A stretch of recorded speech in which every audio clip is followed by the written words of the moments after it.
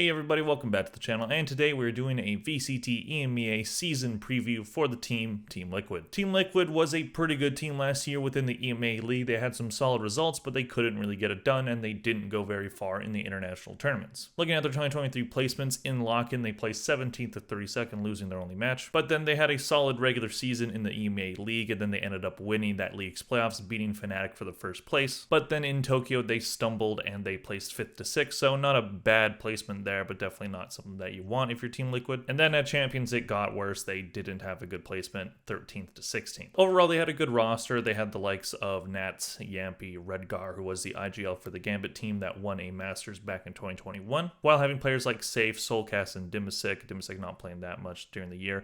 But overall, it seemed like a solid roster that just maybe didn't reach their potential. But instead of running it back with that same roster, the org opts to basically do a nearly full rebuild, keeping Nats and Yampy, but changing every other player. Players out are Redgar, Safe, Soulcast, and Dimisic, and players in are 3 players from the Tier 2 team in Apex called Enzo, Kaiko, and Mystic. For their championships won by the org, they have 0. You can count the EMEA League if you want, but I'm personally not counting that as a championship because I count the championships as international tournaments, so I don't count that one as one. And for the 2023 MVP, I chose Nats. You could make a case for Yampy, but it definitely seemed like Yampy struggled throughout the year and wasn't at his full potential, which we'll get to later when we talk about his stats. And Nats was much more consistent and continued to be a very solid player on that Sentinel and Viper support role. So is this roster better than the old one? While looking at these 2023 stats for all these players, there is a case to be had that this is an improvement. Starting with the 2 players that were on the roster last year, Nats, 833 kills, 737 deaths, 266 assists for key ratio of 1.19. He played Cypher, Viper, Chamber, and Killjoy. Nats is a very good Sentinel player. He's one of the better Sentinel players in the entire VCT in the world, I would say. Back in 2021, when Gambit won a Masters tournament and then went to Grand Finals at Champions, Nats was considered the big reason why. He was considered one of, if not the best players in the world, right up there with TenZ at the time. But then after Gambit, because of some reasons that were beyond their control, couldn't really reach their full potential in 2022. That roster did end up splitting up, and Nats and Redgar were on this team last year, so them probably having a bit of chemistry from their roster, but it didn't really translate to in-game results aside from them having some decent stretches here and there. So Nats should continue to be a very good player on this team. He's known for his Viper, he's known for his Sentinel play, he's really good on both those roles. I think maybe for Nats to see a bit of an improvement, you might want to see his character list diversify a little bit, like maybe playing more than just Viper on Smoke, so that maybe some of the other Smokes players can try a different character or try a different role. So, but at the same time, I don't know if you necessarily need that. If you're Nats, I think you just can focus on playing to your strengths, playing that Cypher, playing that Viper, and hopefully the results show. Moving on to Yampy, who has been on Team Liquid since 2021, very long-standing member of this team. 786 kills, 753 deaths, 331 assists for key ratio of 1.04. He played quite the variety of characters. He played Jett, Raze, Skye, Sova, Breach, Killjoy, and Chamber. With Yampy, it definitely seems like he was playing too many different roles throughout the season and not really focusing on his strength. He has been good at Duelist in the past, but I don't know if we're going to see that for him on this new roster with Kaiko being a new addition. So we're probably going to see him mainly playing that initiator role, which was his main role last year. But as you can see, it doesn't really seem like he stuck to one role because he played a bunch of different characters. So if he can maybe find a bit more consistency, his stats aren't bad. Having 1.04 playing that many different roles is impressive. So Yampy is definitely one of the better players in EMEA. We just haven't seen it fully realize his potential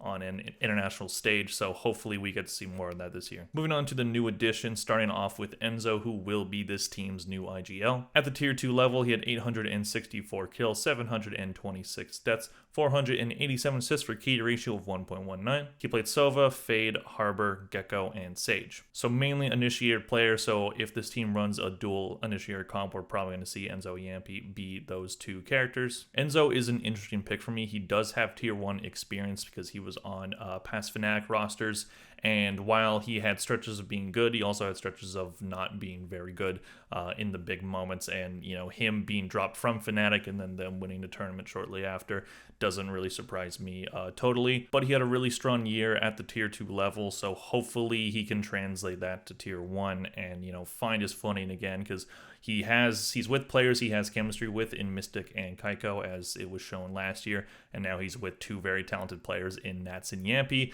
so hopefully his job isn't going to be too hard with the IGLing.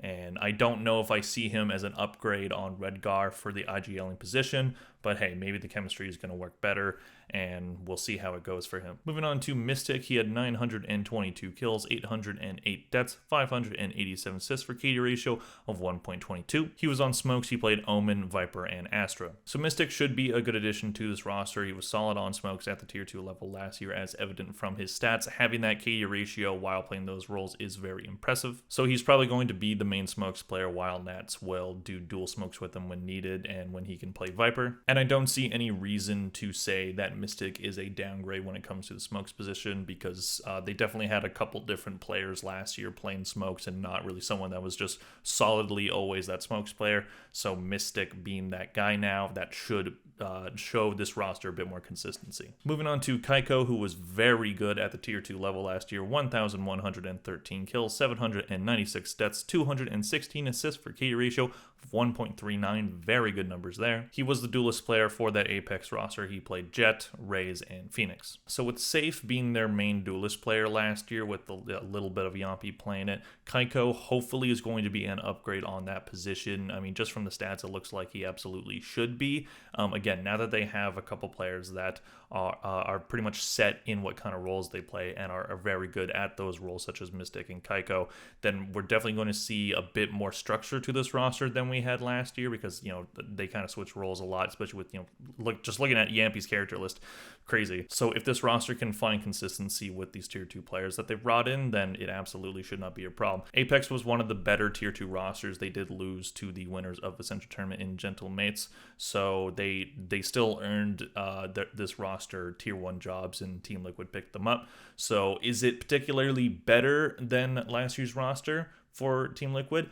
I think it absolutely can be. I think just looking at the stats overall, like, you have some really good additions here in Kaiko, Mystic. Enzo, I think, is one that I'm a bit iffy on, because we haven't really seen him dominate at a tier 1 level in quite some time.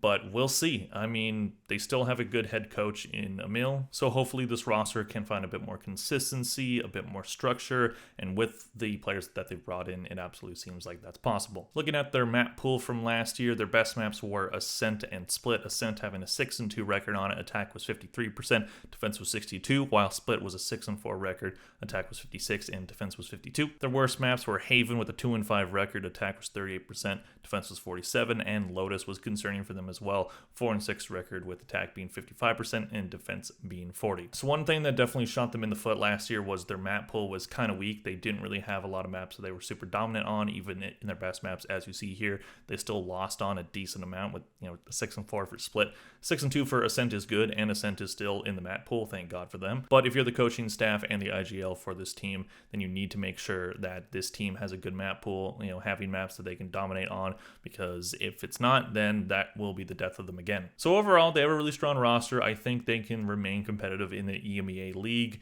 It's a pretty top-heavy league, that league, with, a Fnatic being very good, Na'Vi probably going to get better with artists coming back to that roster. Foot should improve as well with CNED, so Liquid, them maintaining that second place spot is definitely a possibility, but they're going to have to, really make sure that the chemistry of this roster works out, because I see no reason why this group of players can't put something together that is really impressive and compete for championships. Let me know what you guys think in the comment section below. Do you think Team Liquid is going to have a strong season, or do you think they're going to struggle to find the chemistry and consistency that they need? Please click like if you enjoyed the video, and I'll see you guys in the next one. Bye.